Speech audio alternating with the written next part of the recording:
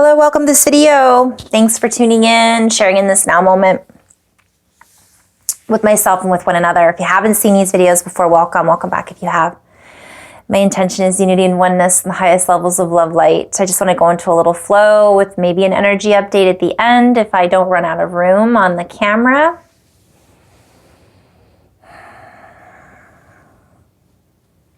Is meant to be felt, not necessarily understood on a linear basis.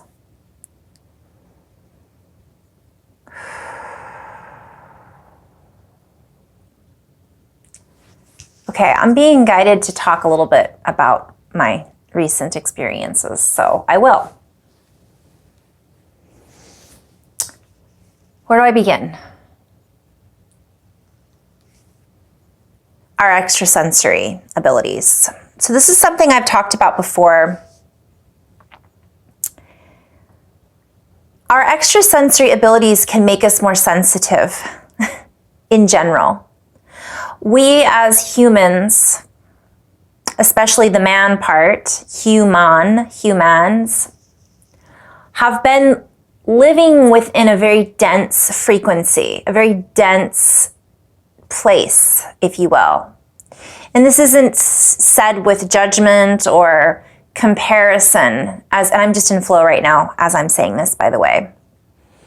So I'm not comparing one person to another, and this person's more dense than that person, and because this person had this life growing up, they're more dense than somebody else. They're more compacted with frequencies that are not allowing them to open to compassion and feel the compassion going through.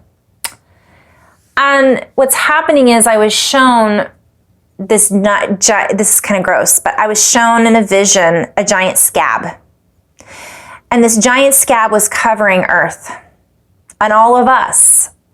And as we know what a scab is, picture you fall and you scrape your entire surface of your entire leg. And we'll call that Earth. But that doesn't mean that every part heals with the same speed or the same speed of recovery as does other parts, we could say, of the leg. And this is how it's been with our humanity.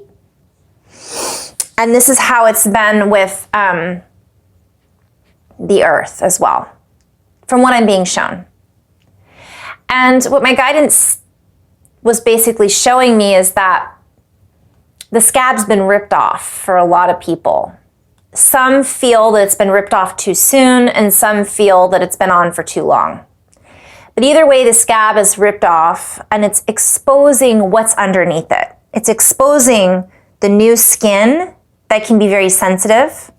It's exposing the parts that are still raw and are just barely healing. It's exposing the parts that are still infected, that are not fully healed. And it's exposing the parts that are healed. But all of it's being kind of shown to us from one perspective. And that doesn't mean that it's 100% we're aware fully of what that means. And as I was shown this, I was seeing that what happens is then many of us become more sensitive because we've got new skin, and some of us are feeling raw and exposed because we don't feel comfortable in our new skin. And some of us are still developing that new skin, and some of us have had infections that we've ignored, or we've thought were not there because they were covered up, and we assumed that they were healing underneath that scab. But here they are. And again, as above, so below, as within, so without. This is now happening on a physical level. This is happening on an earth level. This is happening cosmically, and this is happening socially, politically, economically, in every subdivision of the layers. I'm hearing subatomic layers, micro to macro. This also means emotions. So we're using this metaphor, right, I guess. Analogy, metaphor, I always get them confused. Of comparison, saying, okay, this is where I'm at. I'm feeling raw, and this is being exposed. And we're in that space of healing. From one perspective, we're already healed. Everything already is completed. We are right where we need to be, raw or not raw, but it doesn't feel that way. From my own personal experience, I've been shown my relationship. That's another thing, that's another subdivision of all of this. And I want to talk a little bit about the subsets as well, because I've been shown this also. So anything that isn't, but I'm being gifted the opportunity to be able to heal it very quickly. I may not be able to control whatever wounds are being exposed that my husband may be working through, maybe realizing, maybe feeling, but I can control how I respond to his rawness, to his feeling exposed and vulnerable, to his feeling like I wasn't ready to expose that, or to his surprise at what hasn't been healed or what's coming up for him. And I cannot control his response to that either. And this is challenging for many of us when we're in a partnership or we're really in a particular relationship, whether it be with a family member, a partner, a spouse, I already said family member, but whatever that may be that we are encompassed within, but especially relationships right now. And so for me, his response then triggers within me what isn't necessarily healed, complete, whole, or whatever is raw and exposed within my own being. And I bring up the physical body because our physical body does hold on to emotions, traumas. It's all connected. So that's just something to be aware of from one perspective.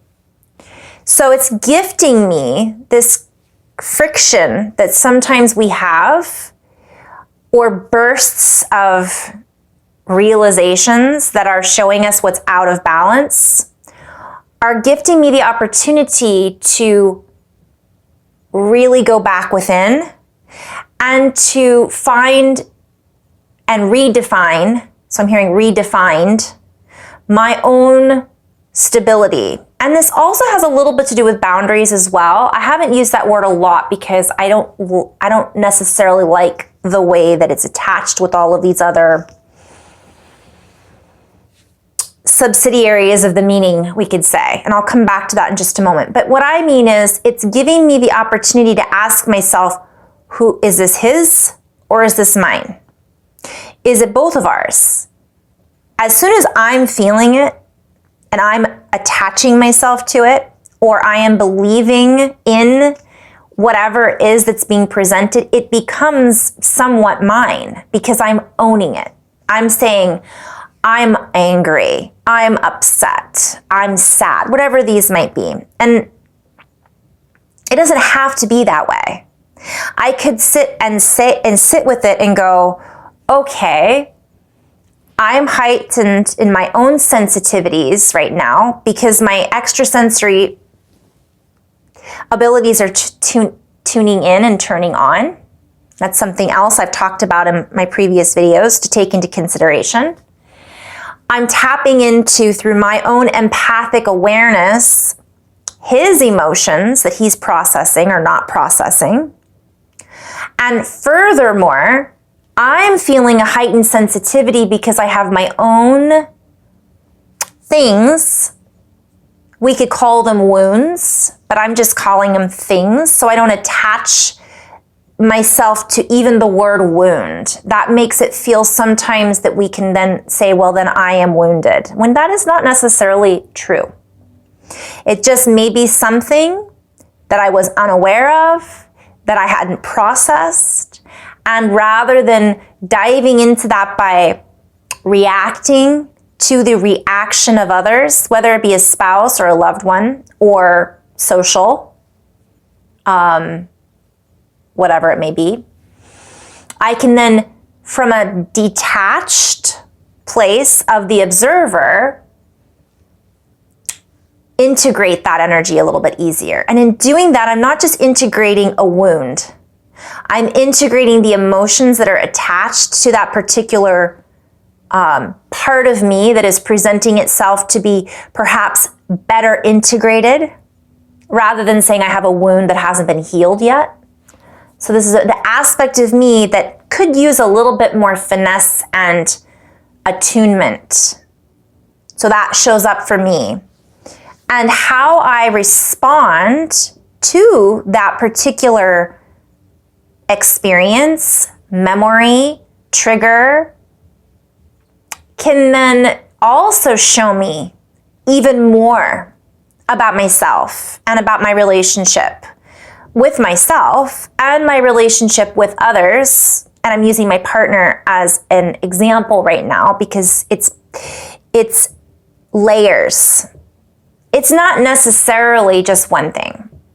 I'm also recognizing that a lot of what people have going on is they're projecting and has nothing to do with us. So then by me staying in that space of compassionate observer of my own emotions and my partner's emotions, I can then process that and recognize that that is not something I need to attach myself to, or I no longer need to entangle with that. But that doesn't mean I have to force them to not entangle with it or to control their response and their experience, because ultimately, by me trying to control to them how they're trying to control my situation can sometimes be even a deeper entanglement, because then it's hitting friction with friction, right? Sometimes it is about staying in that space of just, wow, I'm going to just be in that space right now. I'm not going to respond. I'm not going to engage, but I am going to be aware that this is how this is making me feel. And then if that still needs to be addressed when the time is right, or when the emotions are less volatile, then that can be addressed then from a compassionate place. And it gives us time to then process things and not immediately be triggered, which is kind of what I see happening, not just to myself. I was triggered, I'll admit it, but we're working through it very quickly. So things that may have been something that was, let's say, a deep emotion that still has a little bit of finessing to integrate, may have been something that we mold over, stewed over. I'm seeing stirring the pot, right? For a few days or a few hours.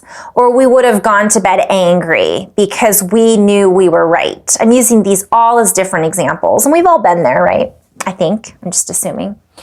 Instead, I had that moment of, wow, I just got sucked in hook, line, and sinker in that one. I just got entangled into that tangle of a mess that my husband is in the process of processing and digesting and working through. And I don't have to let that gaslight my own fill in the blanks, insecurities, fears, judgments, blame, and whatever. And then I was able to have compassion for his situation, even though it had become my situation too, because of the tone around the whole situation. I hope you guys are following this. I'm trying to be very vague because this can be incorporated into anybody's situation. What is it that we are entangling ourselves with and interacting with? And what is it, how are we responding to that? Is it the right time to engage? And it takes patience and compassion with ourselves and feeling the need not to defend ourselves in order to, or to observe that we feel the need to defend ourselves. Does that make sense? Like, and in some cases we do need to stand up and say, but when the other person, you as an observer are recognizing that they're processing a lot right now, is that the right time for us to speak our truth? Is that the right time for us to stand up and engage with that pain body or with that processing that they're going through? Or does that kind of take away from their own journey? Does it dictate to them how they should be seeing you in that moment? Because when somebody's processing something, they're not necessarily going to see through the red, that anger or sadness or shame or need to control, because they're in it, is what I call it. They're in it. So it's almost like, you don't tell the Tasmanian devil when it's making a tornado how you feel, because all that's going to happen is it's going to get deflected, right? But as an observer, we can then integrate all these feelings that are being stirred up and triggered within us. And then we can choose from a compassionate and more balanced place how we respond, when we respond, and the words that may be more beneficial to get through to then voice our truth, rather than voicing our truth about how we feel in the moment, if that makes sense. And I know there's layers, like when you're speaking your truth and you're just telling how you feel right now, that's not necessarily the full truth. I'm just trying to be very basic here. Keep it simple, right? So it allows us the opportunity to then allow them to work through their stuff, but recognize we're working through our stuff at the same time. And they, there's times when we're more sometimes advanced than they are, and there's other times when they might be more advanced than we are. If we're in it, maybe something has triggered us and we become the Tasmanian devil and we don't see it in that moment, and then later on we're like, holy moly, how did I get sucked into that energy, right? It happens. It happens to the best of us. So by allowing ourselves to be that compassionate observer and witnessing what's going on with them and not reacting and getting pulled in and playing this game of wounded ego or so on and so forth, it then gives us more gifts. It gives us more opportunities to open up more layers. Because when we can be in that space of the observer, even though we might be feeling angry or defensive, we then acknowledge, I'm feeling really defensive right now. What is it within them that is triggering that within me? Okay, it's their tone. Why are they using that tone? Oh, it might be because they feel like they can't control my narrative, which is triggering them, but that's not really the reason. And you get to go deeper, and you get to go deeper, and you get to go deeper. And once you can get into a habit of doing that, it becomes this working with the puzzle. You're working with a living, moving codex of information that's giving you these opportunities to break through to the next level, to break through to the next level. And I'm using my raw experience because I don't always do that, but I can also have compassion for myself the next day, saying, I could have handled that a little bit better. And then my husband says, he says, I could have handled that a little bit better.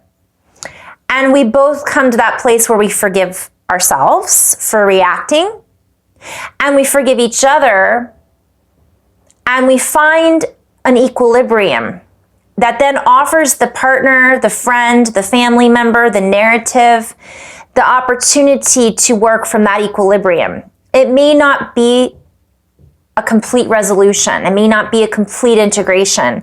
It may just be a temporary integration, but that's a layer that now has been discovered, accessed, acknowledged, communicated with, felt, therefore integrated. And it allows the opportunity for one another to feel safe, being able to have those episodes, I call them. We all have moments. We all have episodes in our story, in our movie, in our screenplay, in which we are creating drama, feeding ego, integrating emotions, feeding the pain body, triggered by the narrative outside of us. Remembering and processing deep emotions from our childhood, from our teenage years, from a previous relationship, from a previous lifetime. And a lot of people are going through all that I just listed and don't even realize it. Therefore, they can be projecting what it is that they don't realize they're processing onto their partner, their friends, a colleague, whatever it might be. And so the more we can really come into that, okay, I feel that this may not be the right time to,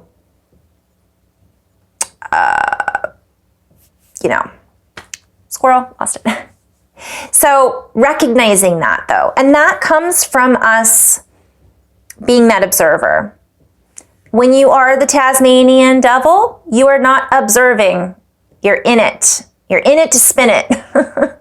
So the spin may hold a lot of stuff in it. And if you get sucked into someone else's tornado, sucked into someone else's spin, it's harder to get out and see your own vision, clarity, emotions, opportunities, synchronicities, communication, of course, because you're now entangled. Now, ultimately, we're all entangled from one perspective, right? We're all in a sub, right? We're all a bubble within a bubble within a bubble. So ultimately, our realities oftentimes are overlapping. But again, it's all about perspective. I'm not necessarily going to see things from my partner's perspective as they are not necessarily going to see things from my perspective. But we still live together, right? So going back to that word boundaries, this then allows us to recognize, because we're all changing. What we may have been comfortable with a year ago is not necessarily what we're comfortable with now. Or the things that we accepted as part of our everyday life, how we communicate with others, how others communicate with us may be different. And that's part of the growing pains from one perspective of communication and moving into this new human experience. And again, I talked about this before, this new color, right? These colors that we're exchanging with, we're not used to the vibrancy of them. And we're more sensitive. And we might say, hey, wait a minute. I don't think I like that tone. But on the flip side, recognizing that that person may not understand that that tone no longer resonates in the harmonic that you are now sharing. And so sometimes it just takes activating within ourselves that higher potential for better communication that then allows that other person to access their higher levels of communication. Because if we don't engage in the same way, they will not continue to play in the same way because it doesn't work. It doesn't work for anybody. And a lot of people are finding it difficult because what did used to work isn't working anymore. And that can lead to deeper frustrations and more projection on their part. So here they are feeling out of sorts.